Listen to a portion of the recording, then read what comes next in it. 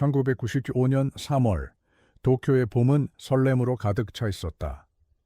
발미클미 캠코더의 거친 질감 속으로 갓 결혼한 강민준과 박서연의 웃음소리가 스며든다. 신주쿠 교회 내 만개한 벚꽃 아래 두 사람은 서로의 눈을 바라보며 영원을 약속한다. 우리의 10년 뒤는 어떤 모습일까? 민준이 묻자 서연은 카메라를 향해 환하게 웃으며 분명 지금보다 더 행복할 거야 라고 답한다. 그들의 모습은 그 시절의 순수함과 희망, 그리고 곧 닥쳐올 비극을 모르는 채 빛나고 있었다. 렌즈를 통해 본 세상은 오직 두 사람을 위한 무대처럼 보였고 모든 순간이 축복처럼 기록되었다. 영상은 계속된다. 분주한 도쿄의 심장부. 두 사람은 다음 목적지를 향해 지하철역으로 내려간다.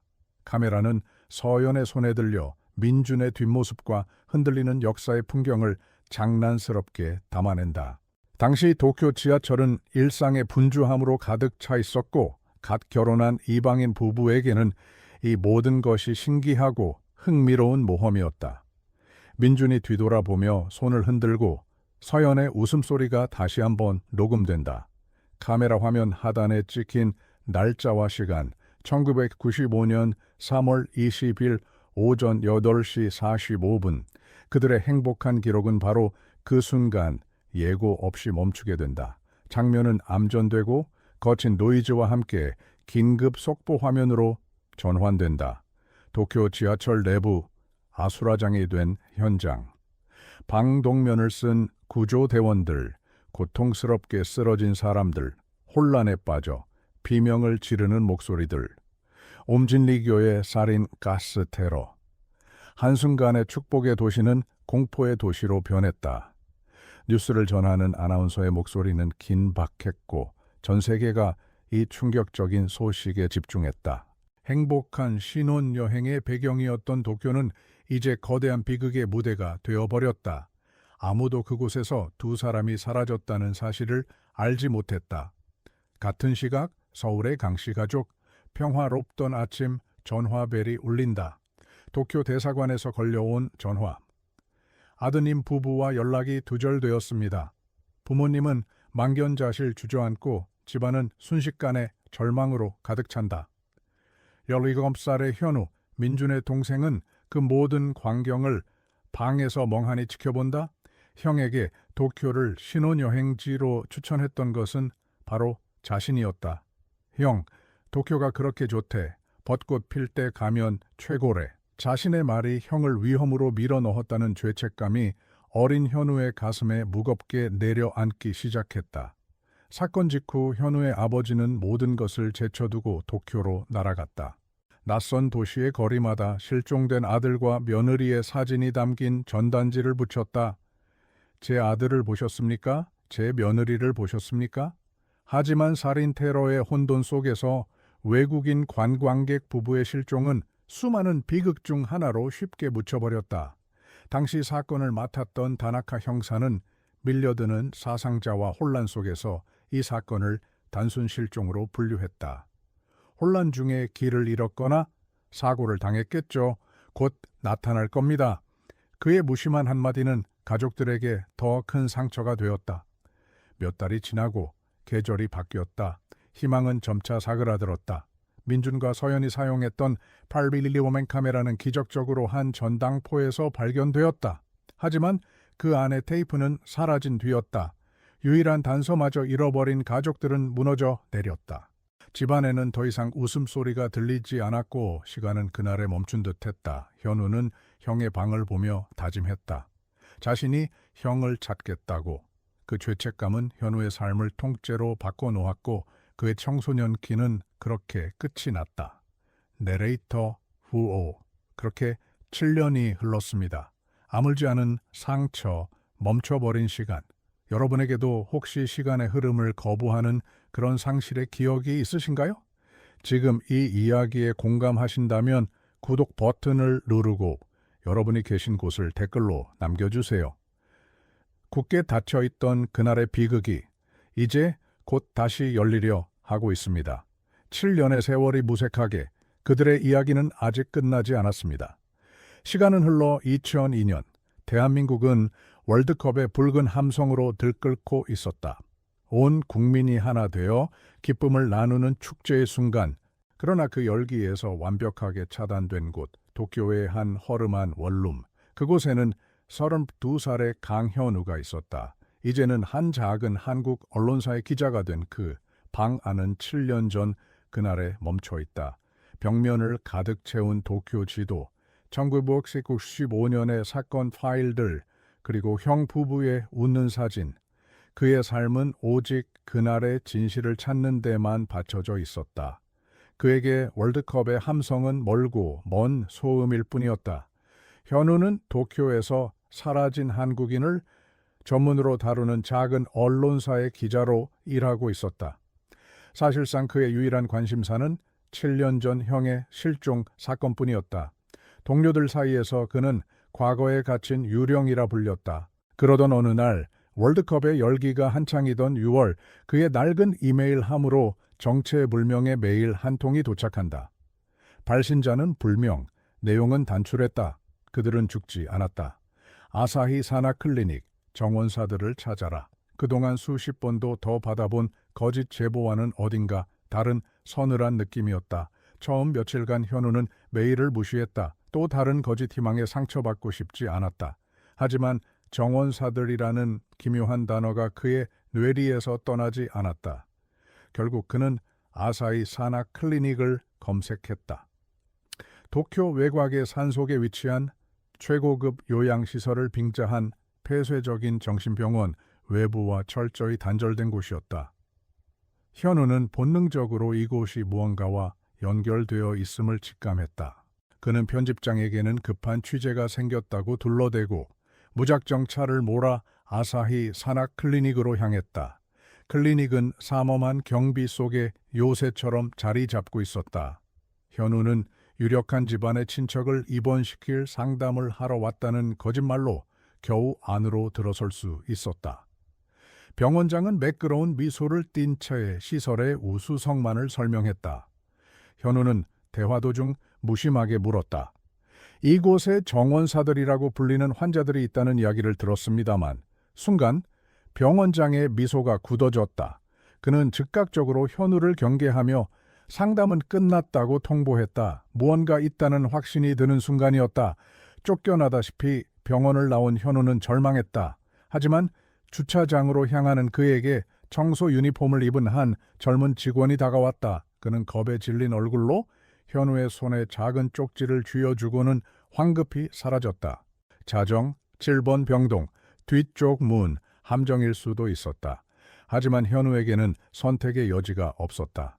7년 만에 처음으로 잡은 신라 같은 희망이었다. 그는 차를 숲속에 숨기고 어둠이 내리기를 기다렸다. 7년의 기다림이 오늘 밤 끝날 수도 있다는 생각에 심장이 거칠게 뛰었다. 자정 빗방울이 떨어지기 시작했다. 현우는 쪽지에 적힌 대로 병원 뒤쪽에 7번 병동으로 향했다. 낡은 철문은 기적처럼 열려 있었다. 7번 병동은 본관과 떨어진 잊혀진 건물처럼 보였다. 삐걱거리는 복도를 지나 안쪽 방에 다다랐을 때 현우는 숨이 멎는 듯했다. 창백한 달빛 아래 두 사람이 침대에 나란히 앉아 있었다. 7년 전의 모습과 거의 변하지 않은, 그러나 눈빛은 완전히 죽어버린 강민준과 박서연, 그의 형과 형수였다. 현우는 그 자리에 얼어붙었다. 형. 목소리가 떨려 나왔다. 민주는 고개조차 돌리지 않았다. 텅 빈 눈으로 앞만 응시할 뿐이었다. 서연 역시 마찬가지였다. 그가 꿈에 그리던 재회는 이런 모습이 아니었다. 7년의 세월을 뛰어넘어 만난 가족은 살아있지만 살아있지 않은 존재들이었다. 기쁨이 아닌 더 깊은 절망과 공포가 현우를 덮쳤다. 이 사람들은 누구인가? 지난 7년간 대체 무슨 일이 있었던 것인가? 그는 눈앞의 광경을 부정하고 싶었다. 현우가 충격에서 벗어나 그들을 데리고 나가려던 순간 복도에서 경보음이 울렸다. 병원 관계자들이 들이닥쳤다. 현우는 격렬하게 저항했지만 역부족이었다. 병원 측은 현우를 불법 침입자로 경찰에 신고했다.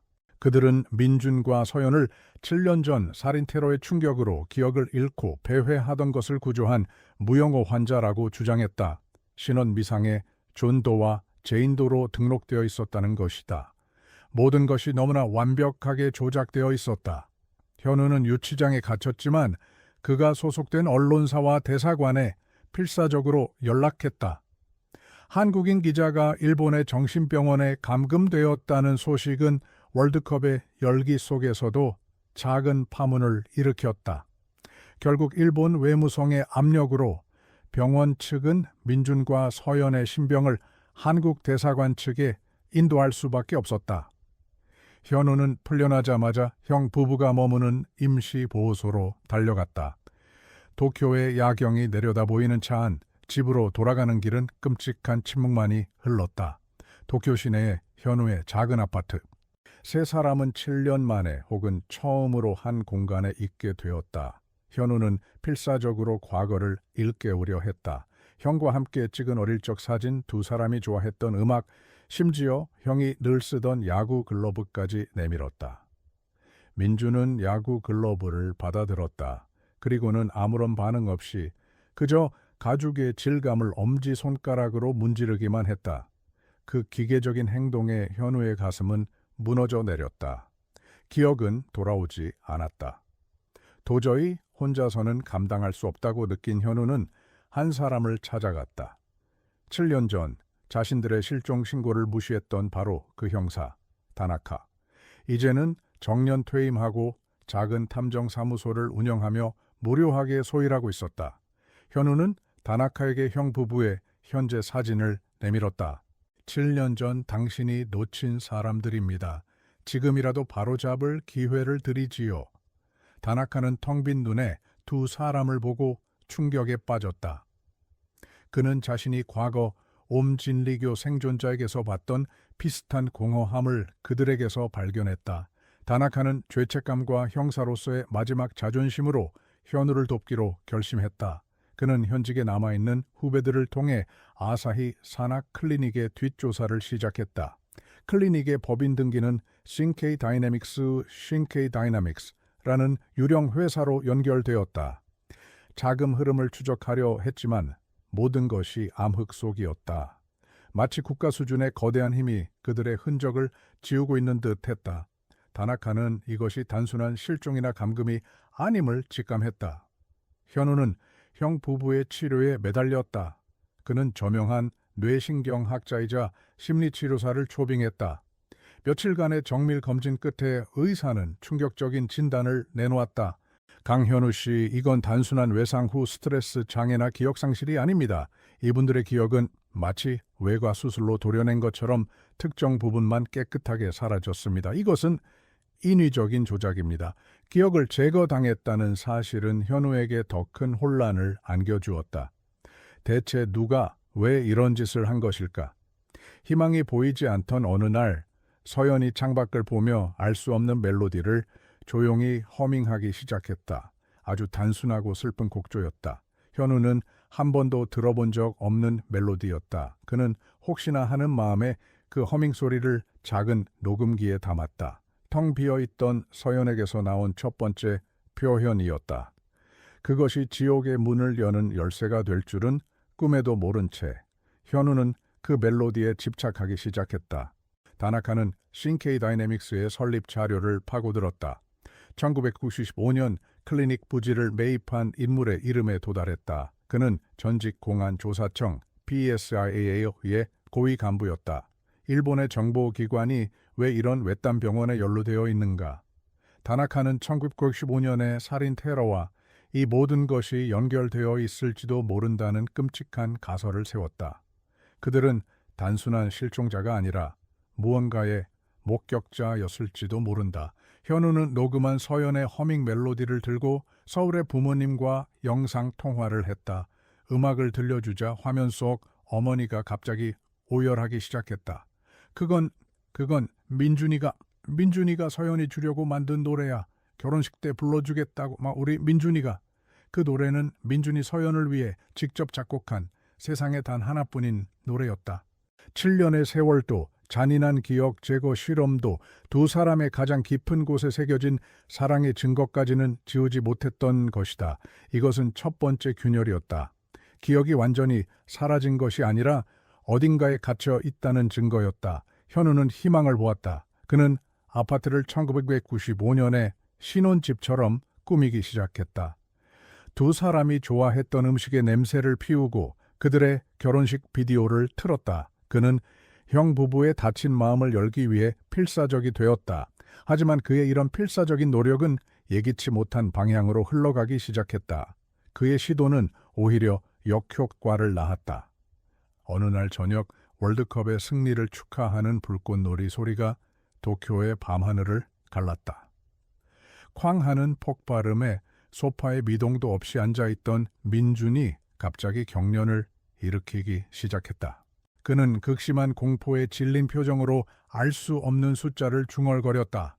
7, 2, 2, 7, 광국. 마치 고장난 기계처럼 그는 그 숫자만을 반복하며 몸을 떨었다.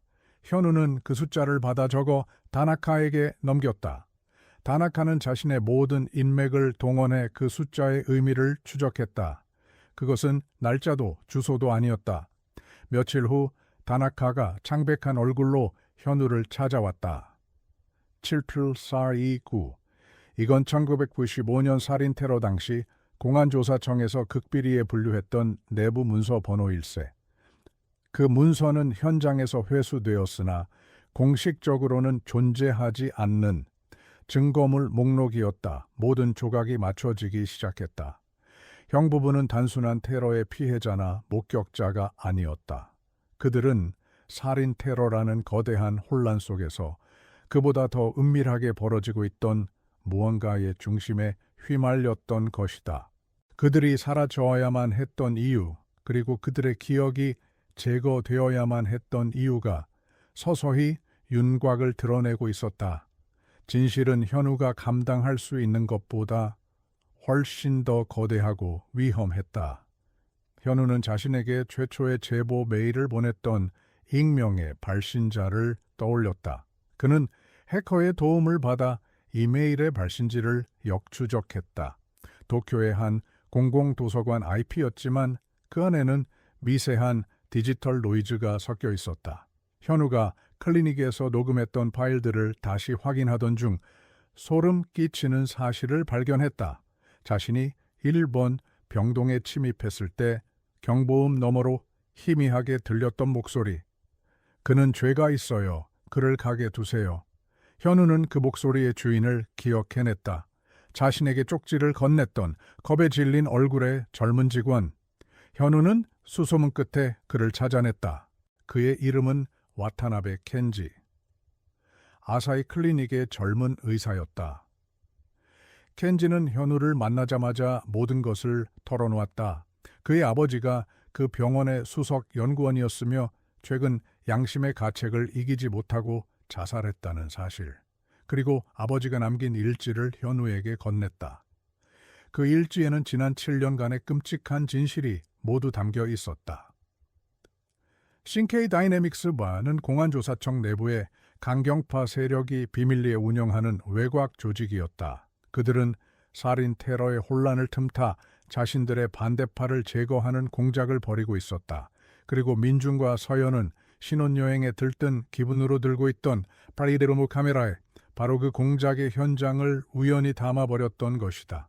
일지는 계속되었다. 그들은 테러범으로 오인받아 신케이 다이내믹스에 의해 납치되었다. 그들은 단순한 목격자가 아니라 기억 제어 실험의 완벽한 실험체가 되었다. 조직은 그들이 찍은 영상을 회수하고 그들을 지워버리기로 결정했다. 죽이는 대신 그들의 존재 자체를 실험 대상으로 삼았다. 7년간의 감금과 반복된 실험, 켄지의 아버지는 이 끔찍한 실험의 총책임자였고 켄지는 아버지의 죄를 고발하기 위해 현우에게 접근했던 것이다. 와타나베 박사의 일지는 1995년 3월 20일의 기록에서 멈춰 있었다. 박사의 목소리, 뭐요? 그들은 테러의 혼란을 이용했다.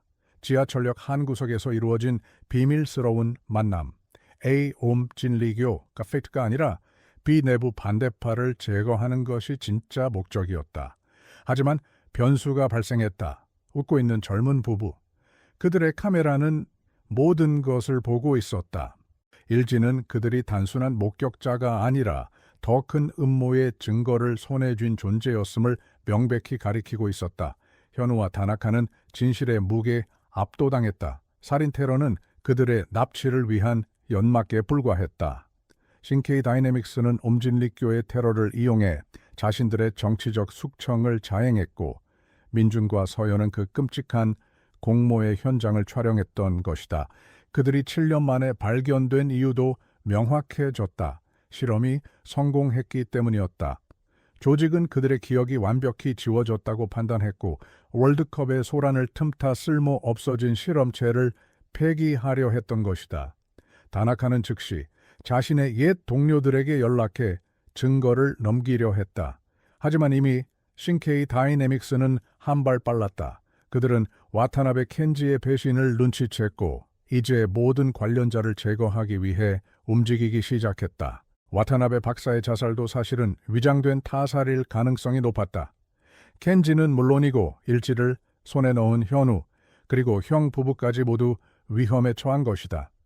그들은 도쿄 한복판에서 거대한 사냥의 표적이 되었다. 그날 밤 현우의 아파트 밖에는 여전히 월드컵의 함성이 울려 퍼지고 있었다. 현우와 다나카 그리고 켄지는 일지를 가지고 어떻게 이 사실을 세상에 알릴지 논의하고 있었다.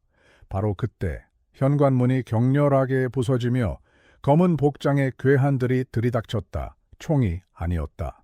그들은 최루가스와 마취 가스를 분사하며 진입했다. 그들의 목적은 살해가 아니라 회수였다. 일지. 그리고 그들의 가장 성공적인 실험체인 민준과 서연을 되찾으러 온 것이었다. 아파트는 순식간에 아수라장이 되었다. 매캐한 연기 속에서 현우는 필사적으로 저항했다. 다나카는 노련하게 맞섰지만 수적으로 역부족이었다. 켄지는 일지를 품에 안고 공포에 떨었다. 괴한들은 민준과 서연에게 다가가 마취 주사를 놓으려 했다. 그 순간 평소 아무런 감정도 보이지 않던 민준이 자신에게 다가오는 괴한을 향해 본능적으로 팔을 휘둘렀다. 7년간 억눌려 있던 생존 본능이 발현된 것인지 아니면 그저 반사적인 행동이었는지 알 수 없었다. 하지만 그것은 잠시의 저항일 뿐이었다. 가스의 농도가 짙어지며 현우의 의식도 흐려졌다. 괴한 하나가 켄지에게서 일지를 빼앗아 들었다. 모든 것이 끝나는 순간이었다. 현우는 쓰러져가는 와중에 선택의 기로에 놓였다. 불타는 일지, 진실을 향해 손을 뻗을 것인가? 아니면 다시 쓰러져 의식을 잃어가는 형 가족을 구할 것인가? 그는 괴로운 비명을 지르며 바닥에 쓰러진 민준을 부축해 일으켰다. 도망쳐! 다나카가 소리쳤다. 그는 남은 힘을 다해 괴한 하나의 다리를 붙잡고 늘어졌다. 이건 내 속죄다. 어서 가. 다나카의 희생으로 현우는 간신히 민준과 서연을 이끌고 비상계단으로 향했다. 켄지도 그 뒤를 따랐다. 아파트 복되는 격투의 소리와 다나카의 고통스러운 신음이 울려 퍼졌다. 현우는 눈물을 흘리며 계단을 내려왔다. 7년간 쫓아온 진실의 증거는 다시 어둠 속으로 사라졌고 그는 또다시 도망자가 되었다. 내레이터 VOO 절정의 감정. 그들은 2002년 월드컵의 환호성 속으로 다시 섞여 들어갔습니다. 7년의 진실을 담은 일지는 불탔고 정의는 다시 패배했습니다. 현우는 형을 찾았지만 결국 모든 것을 잃었습니다. 진실을 밝히는 것이 과연 그만한 가치가 있었을까요? 아니면 이 모든 고통 앞에서도 지켜야 할 무언가가 있었던 걸까요? 만약 당신이 현우의 입장이라면 무엇을 선택하시겠습니까? 여러분의 생각을 댓글로 공유해 주세요. 때로는 진실보다 더 무거운 것이 현실입니다. 몇 주가 흘렀다. 월드컵은 끝났고 도쿄를 휩쓸었던 열기도 거짓말처럼 사라졌다. 신케이 다이내믹스는 존재 자체를 부정하며 어둠 속으로 숨어버렸다. 다나카 형사는 실종되었다.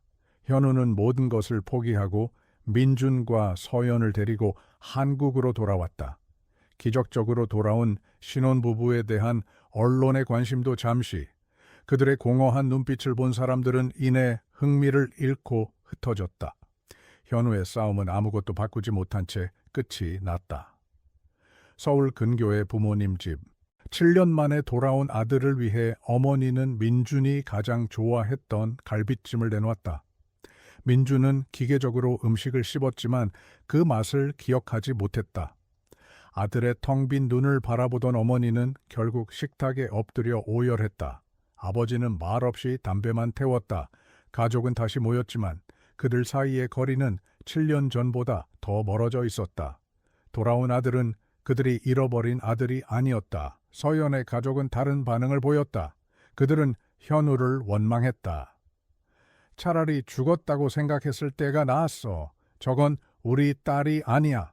그들은 살아있는 유령을 감당할 수 없었고 서연을 요양병원에 보내는 것을 택했다.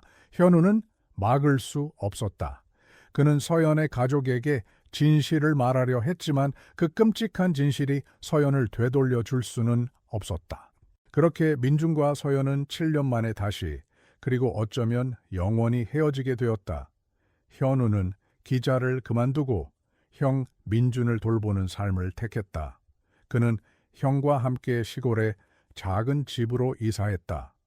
더 이상 1995년의 진실을 좇지 않았다. 그의 집착은 이제 정의가 아니라 보살핌이 되었다. 어느 날 오후 현우는 마루에 앉아 멍하니 앞을 보는 민준에게 어린 시절의 야구 경기에 대해 이야기하고 있었다. 형이 그때 홈런 쳤잖아. 기억나? 아버지가 얼마나 좋아하셨는데? 대답 없는 독백이었다. 그때였다. 민준이 천천히 고개를 돌려 현우를 바라봤다. 7년 만에 처음으로 그의 텅 빈 눈에 아주 희미한 초점이 생겼다. 그는 현우의 무릎 위에 놓인 야구 글러브를 향해 천천히 손을 뻗었다. 그리고는 글러브를 만지며 아주 작고 갈라진 목소리로 한마디를 내뱉었다. 그것은 현우도 어머니도 아니었다. 도쿄. 그가 7년 만에 내뱉은 첫 번째 단어였다. 현우는 숨을 멈췄다. 그것이 고통스러운 기억의 파편인지 아니면 새로운 시작을 알리는 신호인지 알 수 없었다. 하지만 현우는 더 이상 형에게 과거를 강요하지 않았다. 그는 그저 조용히 형의 어깨에 담요를 덮어주었다. 1995년의 진실을 밝히는 것은 실패했지만 2002년의 현재를 살아가는 책임은 이제 시작되었다. 진정한 비극은 7년의 실종이 아니라 되찾은 현재를 어떻게 살아가야 하는지에 대한 물음이었다. 현우는 묵묵히 그 물음에 대한 답을 찾아가기로 결심했다.